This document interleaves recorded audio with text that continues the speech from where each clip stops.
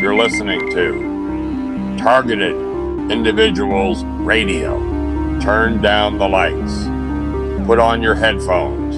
Was it targeting or not targeting? Decide for yourself, because the story starts now. Ethan Carter had always wanted a quiet apartment. At 36 years old, he was tired of noise, crowded buildings, and the constant feeling of never really being alone.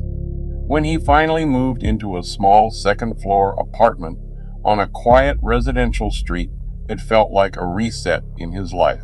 The building was old but stable, and the street outside was calm and slow-moving.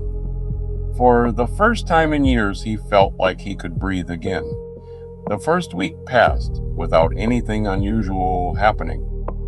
He unpacked his belongings, slowly settled into a routine, went to work, came home, cooked dinner, and watched late-night television before falling asleep.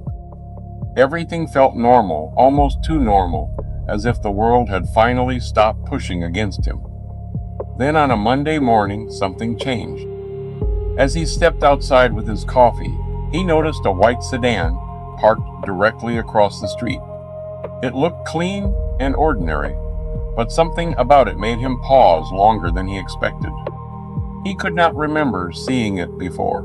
He told himself it was just a neighbor or a visitor and continued on with his day. But when he returned that evening, the car was still there in the exact same spot facing his building. That detail stayed in his mind longer than it should have, but he dismissed it as coincidence. The next morning, it was still there again, and this time there was someone sitting inside, a man wearing dark sunglasses, even though the sky was overcast. He did not move. He did not look away. He simply sat behind the wheel, facing the building in complete silence. Ethan walked past and tried not to think about it. People sit in their cars for many reasons, he told himself. There was nothing unusual about it, but deep down he could not ignore the feeling that something had shifted. Over the next several days, the pattern continued. The white sedan returned every morning and remained every night. Sometimes the driver was inside, and sometimes the car was empty, but it always faced the building in the same position, as if it had been placed there deliberately. Ethan began noticing other small irregularities in his daily routine. A cashier greeted him as if he had been there the day before, even though he was certain he had not. A barista handed him his usual coffee before he spoke. A clerk at a pharmacy used his name without checking any identification. Each moment on its own felt insignificant, but together they created a growing sense of unease. Sleep became more difficult.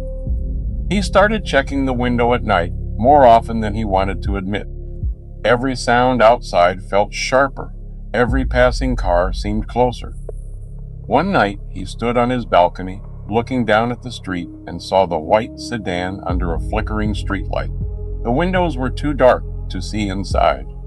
The car did not move. It simply remained there as rain began to fall around it. Eventually, Ethan decided to record what was happening. He placed an old camera in the window, pointed toward the street, and left it running overnight. The next morning, he reviewed the footage carefully, expecting to find nothing unusual. For hours, everything appeared normal. Then, at exactly 3:17 in the morning, the image flickered. The screen distorted briefly. And when it stabilized, a figure was standing on the sidewalk directly across from his building. The person was completely still, facing upward toward his window. There was no movement, no hesitation, no visible reaction. Then the image flickered again, and when it returned, the sidewalk was empty.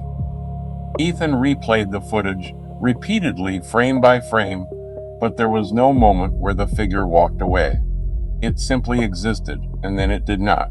The next day, Ethan contacted the apartment manager and asked about security cameras. There were none. He asked if anyone else had ever reported strange activity in the building. There was a long pause before the manager finally admitted that he was not the first tenant to ask those questions. When Ethan pressed further, the line went silent for a moment, and then the call ended. That evening, things escalated. As he walked home, he noticed more white sedans than before.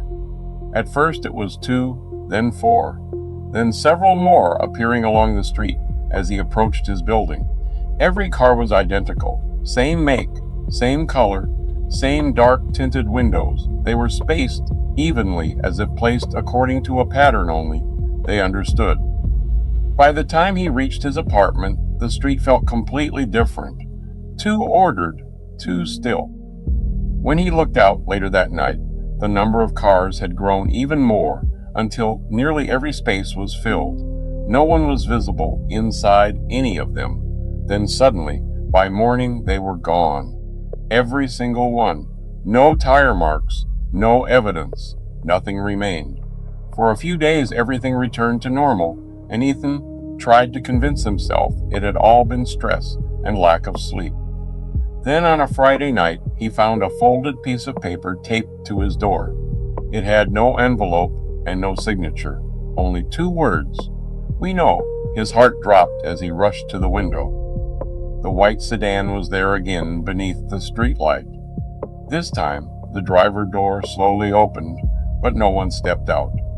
The seat inside was empty. The headlights flashed twice, and the engine started.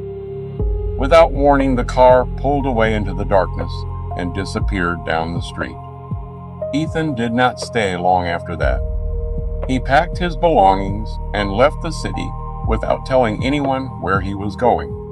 Months later, he searched for the apartment online, but the listing was gone. The building still existed, but the record of his unit had vanished.